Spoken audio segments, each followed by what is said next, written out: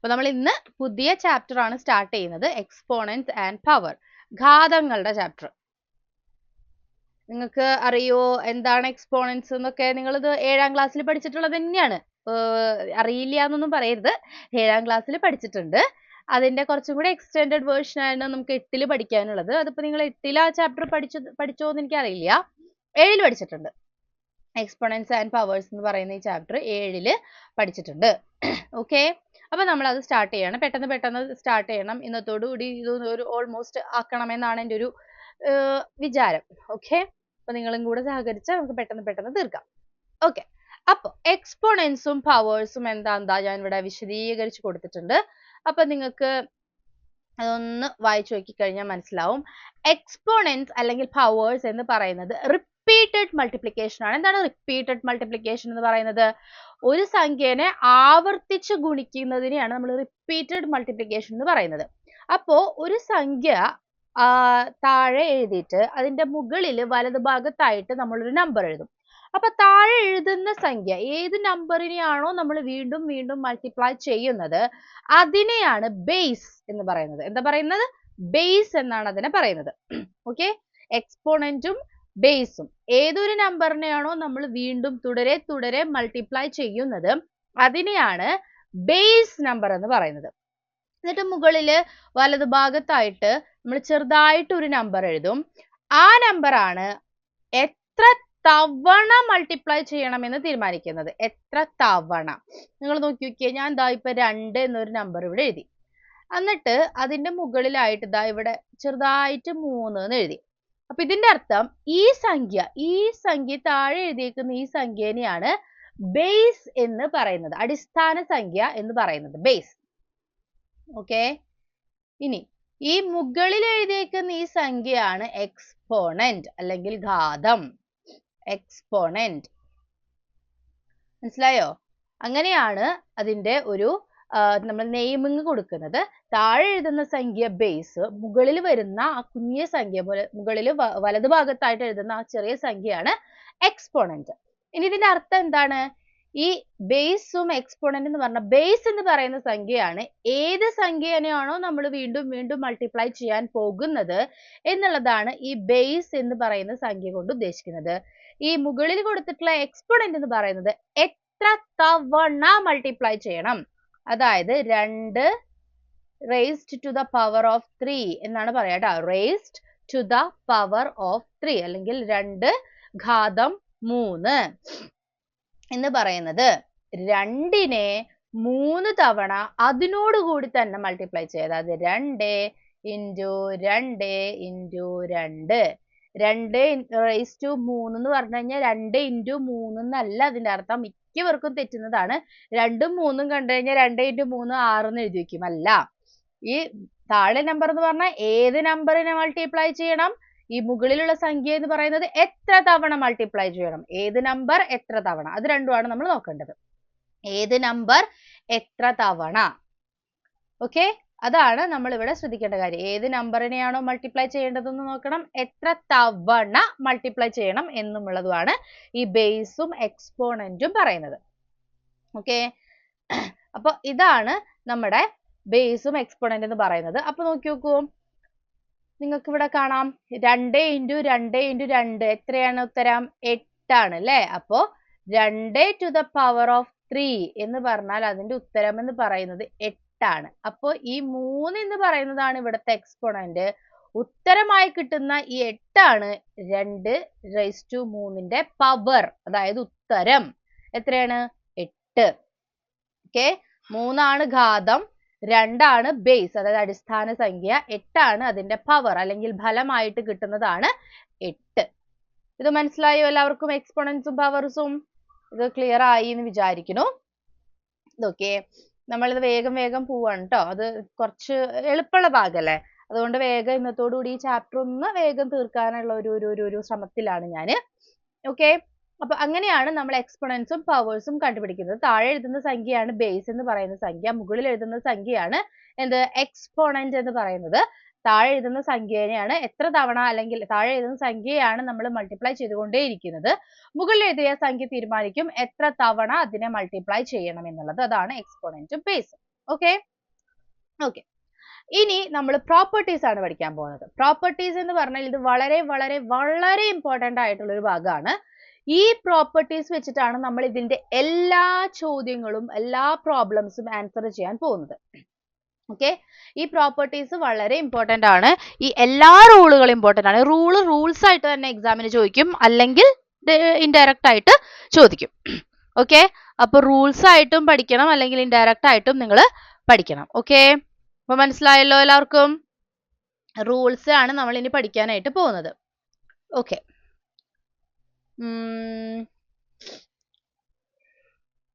നോക്കി നോക്കട്ടെ. ഓക്കെ, അപ്പൊ നമ്മൾ റൂൾസിലേക്കാണ് കടക്കുന്നത് ഇനി. ഇപ്പൊ ഇതെല്ലാവർക്കും ക്ലിയർ ആയെന്ന് വിചാരിക്കണു. റൂൾസ് കുറേ പ്രോപ്പർട്ടീസ് കാണേണ്ടത് അല്ലേ? നിങ്ങൾക്ക് എക്സ്പോണന്റ് റൂൾസ് എന്നാണ് ഇതിനെ പറയുന്നത്. പ്രോപ്പർട്ടീസ് എന്നും പറയും, റൂൾസ് എന്നും പറയും കേട്ടോ. ചിലപ്പോൾ നിങ്ങൾ ഇതിനെ പ്രോപ്പർട്ടീസ് എന്നാണ് കാണുക, ചിലപ്പോൾ ഇതിനെ നിങ്ങൾ റൂൾസ് എന്നാണ് കാണുക. അപ്പൊ അതിനെ നിങ്ങൾ അതിന്റെ പേര് കുഴപ്പമില്ല, റൂൾ ആയാലും പ്രോപ്പർട്ടി ആയാലും പഠിച്ചാൽ മതി. Product rule. പ്രോഡക്റ്റ് എന്ന് പറയുന്നത് എന്താ? ഗുണനം. ഗുണനത്തിന്റെ നിയമമാണ് ഫസ്റ്റ് പഠിക്കുന്നത്. ഗുണന നിയമം അല്ലെങ്കിൽ പ്രോഡക്റ്റ് റൂൾ. ഗുണന നിയമം എന്നാണ് മലയാളത്തിൽ വരുന്നത്. പ്രോഡക്റ്റ് റൂൾ സോറി, എന്താണ് നോക്കിയേ, വളരെ ഇമ്പോർട്ടന്റ് ആണ്. ഒരു സംഖ്യയെ raised to power of X, ഒരു സംഖ്യ എക്സ് എന്നുള്ള പവറിലേക്ക് എക്സ്പോണന്റ് ആക്കി എഴുതി. അതേ സംഖ്യയെ തന്നെ y എന്ന് പറയുന്ന ഒരു സംഖ്യയുടെ സംഖ്യ എക്സ്പോണന്റ് ആയിട്ട് എഴുതി. അങ്ങനെ എഴുതുകയാണെങ്കിൽ നമുക്ക് ഇതിനെ രണ്ടിനെയും സെപ്പറേറ്റ് മൾട്ടിപ്ലൈ ചെയ്ത് പിന്നെ അതിനെ തമ്മിൽ മൾട്ടിപ്ലൈ ചെയ്യാതെ എളുപ്പത്തിൽ ഈ രണ്ട് എക്സ്പോണൻസും കൂടി ആഡ് ചെയ്യാം. നിങ്ങൾക്ക് ഞാൻ കാണിച്ചു തരാം, അപ്പോഴാണ് നിങ്ങൾക്ക് ഒന്ന് ക്ലിയർ ആവുള്ളൂ. ബ്ലാക്ക് ഇങ്ക് യൂസ് ചെയ്യാം. ഓക്കെ, ഒന്ന് നോക്കി നോക്കിയേ. ഫസ്റ്റത്തെ പ്രോഡക്റ്റ് റൂൾ ആണ് ഞാൻ പറയുന്നത്, ഗുണന നിയമം. പ്രോഡക്റ്റ് റൂൾ ആണ് പറയുന്നത്. ഈ പ്രോഡക്റ്റ് റൂളൊക്കെ ഞാൻ അവിടെ വിശദമായിട്ട് കൊടുത്തിട്ടുണ്ട്, എന്നാലും നമുക്കൊന്നും ഇവിടെ പറഞ്ഞു പോകാം. a to the power of x, a എന്ന് പറയുന്ന ഒരു സംഖ്യ. അപ്പൊ നമ്മൾ a b എന്ന് ഉദ്ദേശിക്കുന്നത് കോൺസ്റ്റന്റ് ആയിട്ടുള്ള ഏതൊരു സംഖ്യയും കൂടി ജനറൽ ആയിട്ട് കാണിക്കാൻ വേണ്ടിയിട്ടാണ് ഈ a b എന്നൊക്കെ പറയുന്ന സംഖ്യകൾ ഉപയോഗിക്കുന്നത്. a എന്ന് പറയുന്ന ഒരു സംഖ്യ, ആ a എന്ന് പറയുന്നത് 2 ആവാം, 3 ആവാം, 10 ആവാം, 20 ആകാം, എന്ത് വേണമെങ്കിലും ആയിക്കോട്ടെ, a ഒരു ജനറൽ ആയിട്ടൊരു സംഖ്യ. അതിനെ x എന്ന് പറയുന്ന ഒരു സംഖ്യയായിട്ട് എക്സ്പോണന്റ് ആയിട്ട് എഴുതി. ആ എക്സും എന്ത് വേണമെങ്കിലും ആകാം കേട്ടോ, 1 2 3 4 എന്ത് വേണമെങ്കിലും ആകാം. ഇനി ഇത് മൊത്തത്തിനെ എന്തായിട്ട് മൾട്ടിപ്ലൈ ചെയ്തു? അഗെയിൻ a, ഇത് വളരെ ഇമ്പോർട്ടന്റ് ആണ്. ഇവിടെ ഏതാ സംഖ്യയാണോ നമ്മൾ ഇവിടെ യൂസ് ചെയ്തത് ബേസ് ആയിട്ട്, അതേ സംഖ്യയെ തന്നെ വേറൊരു നമ്പർ എക്സ്പോണന്റ് ആക്കി എഴുതിയെങ്കിൽ നമ്മൾ എന്താ ചെയ്യുക? ഇപ്പൊ ഫോർ എക്സാമ്പിൾ ഇത് 2 to the raised to 2 into 2 to the raised to 3 എന്നാണെന്ന് വിചാരിക്കുക. നമ്മൾ എന്താ സാധാരണ ചെയ്യാം? 2 to the raised to 2 കാണാം, അതായത് 2 into 2 into 2 into 2 into 2 ഇങ്ങനെ സെപ്പറേറ്റ് കാണണം അല്ലേ? അതിന് പകരം എന്ത് ചെയ്താൽ മതി? 2 raised to ഈ രണ്ടാൾക്കാരെയും കൂടി കൂട്ടിയാൽ മതി. 2 plus 3, അതായത് ഒറ്റയടിക്ക് 2 raised to 5 കണ്ടാൽ നമ്മുടെ ഉത്തരായി. മനസ്സിലായോ? അതാണ് എന്ത് റൂൾ എന്ന് പറയുന്നത്? പ്രോഡക്റ്റ് റൂൾ പറയുന്നത്. ഗുണന നിയമം. ഫസ്റ്റത്തെ നിയമമാണ് പ്രോഡക്റ്റ് റൂൾ അല്ലെങ്കിൽ ഗുണന നിയമം എന്ന് പറയുന്നത്. ഓക്കെ, അതാണ് നമ്മുടെ ഫസ്റ്റത്തെ നിയമം. അതിനുള്ള എക്സാമ്പിൾ ഞാൻ ഇവിടെ കൊടുത്തിട്ടുണ്ട്. ഫസ്റ്റത്തെ നിയമം നോക്കിയേ, product rule. Product of powers property. Product of powers property എന്ന് പറയും, അല്ലെങ്കിൽ പ്രൊഡക്റ്റ് റൂൾ എന്ന് പറയും, പ്രൊഡക്റ്റ് നിയമം എന്ന് പറയും. എന്താണ് ഇവിടുത്തെ ഇമ്പോർട്ടന്റ് കണ്ടീഷൻ എന്ന് പറയുന്നത്? ഈ സംഖ്യ ഏത് സംഖ്യയെയാണോ നമ്മൾ ബേസ് ആക്കി എഴുതുന്നത് അത് തുല്യമായിരിക്കണം കേട്ടോ. ഫോർ എക്സാമ്പിൾ ഇവിടെ 2 raised to 3 into 3 raised to 2 എന്ന് പറഞ്ഞു കഴിഞ്ഞാൽ ഇവിടെ രണ്ടും തുല്യാണോ? ഇത് രണ്ടും തുല്യാണോ? അല്ല. അപ്പൊ നിങ്ങൾക്ക് അങ്ങനെ എഴുതാൻ പറ്റില്ല. അപ്പൊ നിങ്ങൾ നോക്കി ഇങ്ങനെ 2 into 3 6 അല്ലേ, 6 raised to 5 എന്ന് എഴുതി കഴിഞ്ഞാൽ തെറ്റാണത്. ഒരിക്കലും അങ്ങനെ സംഭവിക്കില്ല. എപ്പോഴാ അത് എഴുതാൻ പറ്റുള്ളൂ നിങ്ങൾക്ക്? ബേസ് ഒരേ നമ്പർ ആണെങ്കിൽ മാത്രം. എക്സ്പോണന്റ് ഡിഫറെന്റ് ആയിക്കോട്ടെ, എക്സ്പോണന്റ് ഘാതമായിട്ട് എഴുതുന്ന സംഖ്യ ഡിഫറെന്റ് ആയിക്കോട്ടെ, പക്ഷേ ബേസ് അടിസ്ഥാനമായിട്ട് എഴുതാ താഴെ എഴുതുന്ന നമ്പർ തുല്യമാണെങ്കിൽ മാത്രം. ഫോർ എക്സാമ്പിൾ നോക്കൂ, 4 raised to 3 into 4 raised to 5. അപ്പൊ നിങ്ങൾക്ക് എങ്ങനെ എഴുതാം ഇതിനെ? ഇവിടെ 4 ഇതും 4, അപ്പൊ എന്ത് എഴുതിയാൽ മതി? 4 raised to എന്ത് ചെയ്യണം? ഈ 3നെ 5നെയും കൂടെ കൂട്ടാം, 3 plus 5. അപ്പൊ എത്രയാണ് ഉത്തരം? 4 raised to 8 എന്ന് ഉത്തരം വരും. മനസ്സിലായോ? അപ്പൊ ഇങ്ങനെ എഴുതുന്ന നിയമത്തിനെയാണ് എന്ത് പറയുന്നത്? പ്രോഡക്റ്റ് റൂൾ എന്ന് പറയുന്നത്. അപ്പൊ എല്ലാ സംഖ്യകൾക്കും അപ്ലൈ ചെയ്യാൻ വേണ്ടിയിട്ടാണ് ഇത് എളുപ്പത്തിൽ a to the power of x, a to the power of y എന്നുള്ള ഈ ഒരു സംഭവം കൊടുത്തിട്ടുള്ളത്. ഓക്കെ, അതാണ് എന്ത്? Product rule. അപ്പൊ എന്താണ് പ്രോഡക്റ്റ് റൂള്? സെയിം ബേസ്, നമുക്ക് multiplying powers with the same base ഉള്ള നമ്പേഴ്സിനെ നമ്മൾ മൾട്ടിപ്ലൈ ചെയ്യണം. അതിന്റെ പവേഴ്സ് ഉള്ളതിനെ മൾട്ടിപ്ലൈ ചെയ്യുകയാണെങ്കിൽ ആ പവറുകളെ അല്ലെങ്കിൽ എക്സ്പോണൻസിനെ നമുക്ക് ആഡ് ചെയ്ത് ഡയറക്റ്റ് ആയിട്ട് എഴുതാൻ പറ്റും. നോക്കൂ, ഇവിടെ ഒരു എക്സാമ്പിൾ കണ്ടോ? 2 to the power of 3, 2 to the power of 4, രണ്ടും 2 അല്ലേ ഇവിടെ കിടക്കുന്നേ? അപ്പൊ നമുക്ക് എന്ത് ചെയ്യാം? 2 to the power of 3 plus 4 എന്ന് ഒറ്റയടിക്ക് എഴുതിയാൽ 7. 2 to the power of 7, ഉത്തരം 128. 2 to the power of 7 എന്ന് പറഞ്ഞാൽ എന്താ അതിന്റെ അർത്ഥം? 2 into 2 into 2 into 2 into 2 into 2 എന്ന് പറഞ്ഞാൽ 7 വട്ടം നമ്മൾ ഈ രണ്ടിനെ ഇങ്ങനെ മൾട്ടിപ്ലൈ ചെയ്തുകൊണ്ടേയിരിക്കണം. അതാണ് 2 to the power of 7 എന്ന് പറയുന്നത്. 2 to the power of 7. Base ഡിഫറൻറ്റും എക്സ്പോണന്റ് ഈക്വൽ ആണെങ്കിൽ നമുക്ക് വേറെ ഒരു പരിപാടിയും ചെയ്യാനില്ല, സെപ്പറേറ്റ് തന്നെ ചെയ്യണം. അല്ലാതെ അതിന് നമുക്ക് ഡയറക്ട്ലി ചെയ്യാനുള്ള മെത്തേഡ് ഇല്ല. ബേസ് ഡിഫറൻറ്റും എക്സ്പോണന്റ് സെയിം ഒരാൾ ചോദിച്ച ചോദ്യമാണ് ഇപ്പോൾ ഇത്. ഞാൻ കാണിച്ചു തരാം. ഇപ്പോൾ for example base different, exponent same, ഒന്നും നമുക്ക് പ്രത്യേകിച്ച് റൂളൊന്നും അതിന് വരുന്നില്ല. ഓക്കെ, 2 raised to 2ഉം 2 raised to 2ഉം ഇൻറ്റു 3 raised to 2 എന്ന് പറഞ്ഞു കഴിഞ്ഞാൽ എക്സ്പോണന്റ് തുല്യമാണ്. പക്ഷെ അതുകൊണ്ട് ഒരു കാര്യമില്ല, നമുക്ക് ബേസ് ഡിഫറെന്റ് അല്ലേ, സെപ്പറേറ്റ് തന്നെ ചെയ്യണം. 2 raised to 2 എന്ന് പറഞ്ഞാൽ 2 into 2 ഇൻറ്റു 3 raised to 2 എന്ന് പറഞ്ഞാൽ 3 into 3, അങ്ങനെ സെപ്പറേറ്റ് തന്നെ ചെയ്യണം കേട്ടോ. വേറെ കമ്പൈൻ ചെയ്യാനുള്ള മാർഗമൊന്നുമില്ല. ഓൺലി ബേസ് സെയിം ആണെങ്കിൽ മാത്രമാണ് നമുക്ക് ഇങ്ങനെ കമ്പൈൻ ചെയ്യാനുള്ള ഒരു മാർഗം ഉള്ളൂ. ഓക്കെ, മനസ്സിലായോ? അതെല്ലാവർക്കും മനസ്സിലായോ?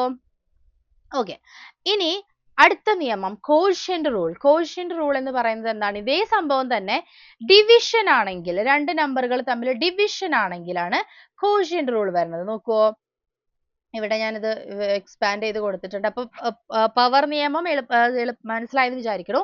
കോഷ്യന്റ് നിയമം എന്ന് പറയുന്നത് ഇവിടെ എന്തേ, രണ്ട് നമ്പർ തമ്മിൽ മൾട്ടിപ്ലൈ അല്ലേ ചെയ്യുന്നത്. ഇനി ഇതേ സംഭവം തന്നെ രണ്ട് നമ്പർ തമ്മിൽ ഡിവൈഡ് ആണ് ചെയ്യുന്നതെങ്കിൽ അതിൽ എന്ത് സെയിം ആയിരിക്കണം? വീണ്ടും ഈ ബേസ്, ഏത് നമ്പർ ആണോ നമ്മൾ എടുക്കുന്നത്, ബേസ് ആയിട്ട് എടുക്കുന്നത്, അത് തുല്യമായിരിക്കണം.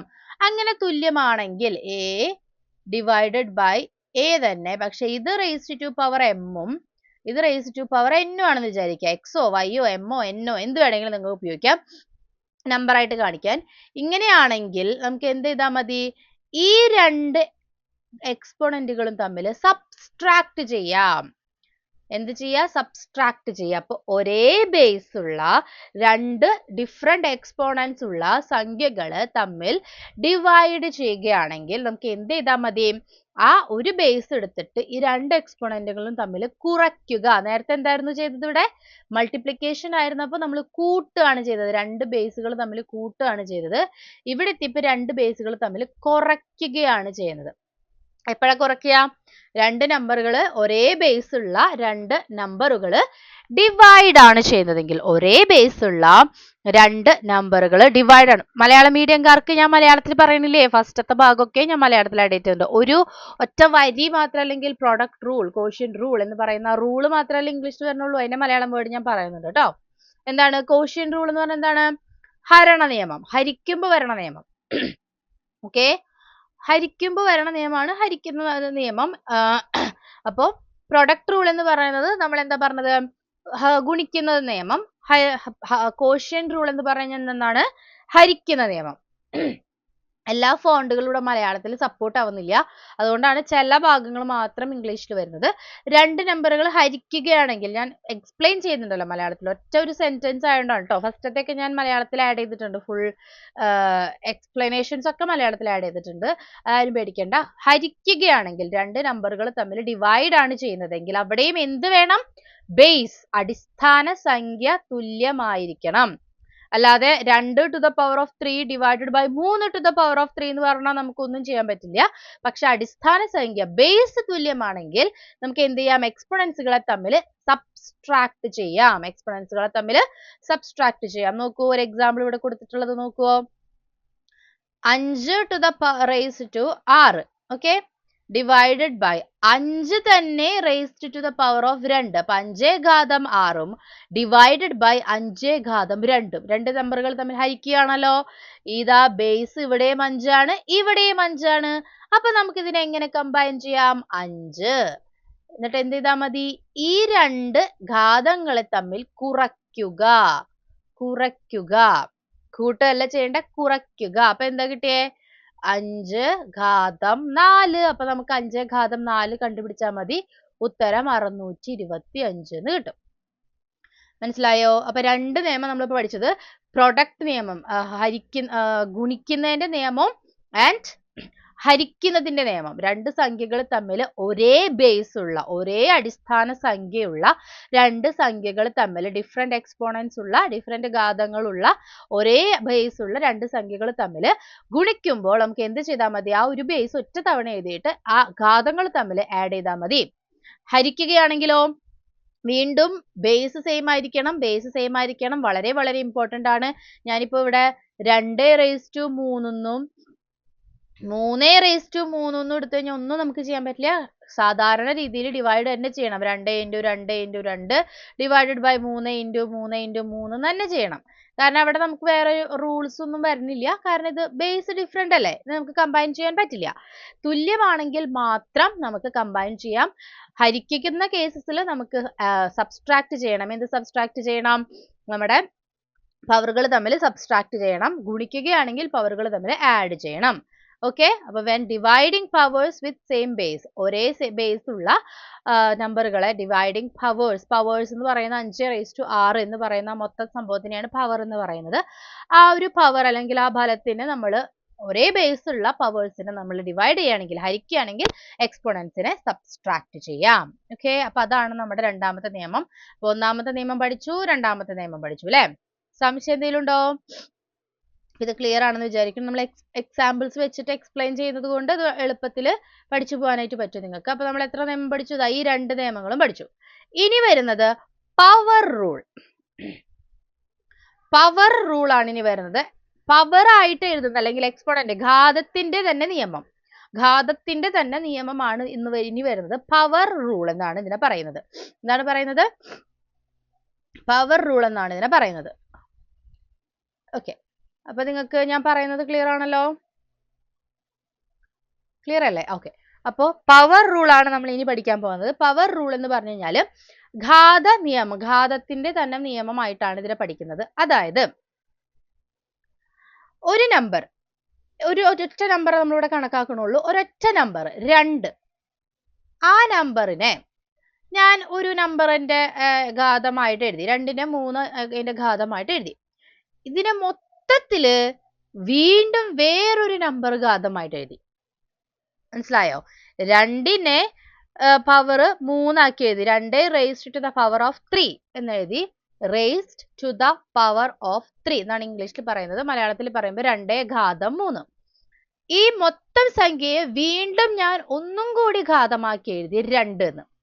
അപ്പൊ നോക്കൂ, ഈ 2 എന്ന് പറയുന്ന ഈ ബേസ് സംഖ്യക്ക് എത്ര ഘാതങ്ങൾ വരുന്നുണ്ട്? 3 വരുന്നുണ്ട്. വീണ്ടും ഇവിടെ 2 വരുന്നുണ്ട് അല്ലെ? ഇങ്ങനെ ഒരു കേസ് വരികയാണെങ്കിൽ നമുക്ക് എന്ത് ചെയ്യാം? ഈ ഘാതങ്ങൾ തമ്മിൽ ഗുണിക്കാം. അതായത് ഇങ്ങനെ എഴുതാൻ സാധിക്കും. ഘാതങ്ങൾ തമ്മിൽ ഗുണിച്ചിട്ട് ഇങ്ങനെ ഒറ്റ സംഖ്യയായിട്ട് എഴുതാൻ സാധിക്കും. അതാണ് പവർ റൂൾ എന്ന് പറയുന്നത്. ഓക്കെ, ഘാതങ്ങൾ തമ്മിൽ ഗുണിച്ചിട്ട് എഴുതാനായിട്ട് സാധിക്കും. അതാണ് പവർ റൂൾ. അതിന്റെ എക്സാമ്പിൾ ഇപ്പൊ ഞാൻ പറഞ്ഞു, എന്നാൽ നമുക്കൊന്ന് നോക്കാം. Power of A power property, അതായത് ഘാതത്തിന്റെ ഘാത നിയമം. ഓക്കെ, അപ്പൊ ഇത് ക്ലിയർ ആണോ എല്ലാവർക്കും? ഇതാണ് ഘാതത്തിന്റെ ഘാത നിയമം. നോക്കിയോ, ഇവിടെ ഒരു എക്സാമ്പിൾ കൊടുത്തിട്ടുണ്ട്. ഒരു പവറിനെ വീണ്ടും പവറായിട്ട് എഴുതുക, അതായത് ഒരു ഘാതത്തിനെ വീണ്ടും ഘാതമായിട്ട് എഴുതുന്നതിനാണ് നമ്മൾ ഘാതത്തിന്റെ ഘാത നിയമം എന്ന് പറയുന്നത്. അതിനെ നമ്മൾ എന്ത് ചെയ്യണം? അഘാതങ്ങൾ തമ്മിൽ, എക്സ്പോണന്റുകൾ തമ്മിൽ ഗുണിക്കണം. അതാണ് ഇതാ ഇവിടെ കൊടുത്തിട്ടുള്ള എക്സാമ്പിൾ. നിങ്ങൾ നോക്കൂ. 3നെ ഓൾറെഡി ഘാതമാക്കി എഴുതി, 3 raised to the power of 2. ഇനി ഇതിനെ വീണ്ടും ഘാതമാക്കി എഴുതി, വീണ്ടും ഒരു 4. അപ്പൊ എന്ത് ചെയ്താൽ മതി? ഈ 2ഉം 4ഉം തമ്മിൽ ഗുണിച്ചിട്ട് നമുക്ക് ഇതിനെ 2 × 4 3 റേസ്ഡ് ടു 8 എന്ന് ഒറ്റയടിക്ക് എഴുതാനായിട്ട് സാധിക്കും. ഓക്കെ, മനസ്സിലായോ? അപ്പൊ അതിന്റെ ഉത്തരം എന്ന് പറയുന്നത് 6561. അപ്പൊ നിങ്ങൾ വിചാരിക്കും 3 ഒരു ചെറിയ സംഖ്യയല്ലേ, പിന്നെ ഇങ്ങനെ ഇത്ര വലിയ സംഖ്യയിലേക്ക് പോകുന്ന 6561? അതാണ് ഘാതത്തിന്റെ ഇമ്പോർട്ടൻസ്. വലിയ വലിയ സംഖ്യകളെ കാണിക്കാൻ വേണ്ടിയിട്ടാണ് നമ്മൾ എക്സ്പോണൻസ് അല്ലെങ്കിൽ ഘാതം ഉപയോഗിക്കുന്നത്, വലിയ വലിയ സംഖ്യകളെ കാണിക്കാനായിട്ട്. 3⁸8 എന്ന് പറഞ്ഞാൽ എന്താ അർത്ഥം? 3 ഇൻറ്റു 3 ഇൻറ്റു 3 ഇൻറ്റു 3 ഇൻറ്റു എത്ര തവണ അങ്ങനെ 3നെ നമ്മൾ ഗുണിക്കണം? 8 തവണ ഗുണിക്കണം അല്ലേ? നിങ്ങൾ നോക്കി നോക്കിയേ, 3 ഇൻറ്റു 3 എന്ന് പറഞ്ഞാൽ എന്താണ്? 9 ആണ്. പിന്നെ 9 ഇൻറ്റു 3 എന്ന് പറയുമ്പോൾ 27 ആയി. പിന്നെ 27 ഇൻറ്റു 3 ആണ്. അപ്പൊ അത് വലിയ സംഖ്യ. പിന്നെ അതേ ഇൻറ്റു 3 ആണ്. അപ്പൊ ഇൻറ്റു അല്ലേ നമ്മൾ ചെയ്യുന്നത്? മൾട്ടിപ്ലിക്കേഷൻ എന്ന് പറഞ്ഞാൽ ഒന്നാമത് തന്നെ അത് വലിയ വലിയ വലുതാക്കുന്ന ഒരു പരിപാടിയല്ലേ? അപ്പൊ അതിനെ പവർ ആക്കി എഴുതുക എന്ന് പറഞ്ഞാൽ വലിയൊരു സംഖ്യ ആയിരിക്കും നമ്മൾ കിട്ടുക. നിങ്ങൾക്ക് എക്സ്പെക്ട് ചെയ്യുന്നതിനേക്കാൾ വലിയ വലിയ സംഖ്യകളായിരിക്കും നമ്മൾ എക്സ്പോണൻസ് അല്ലെങ്കിൽ ഘാതങ്ങളായിട്ട് എഴുതുമ്പോൾ കിട്ടുന്നത് ട്ടോ. അപ്പൊ അതെപ്പോഴും മനസ്സിലാക്കി വെക്കണം.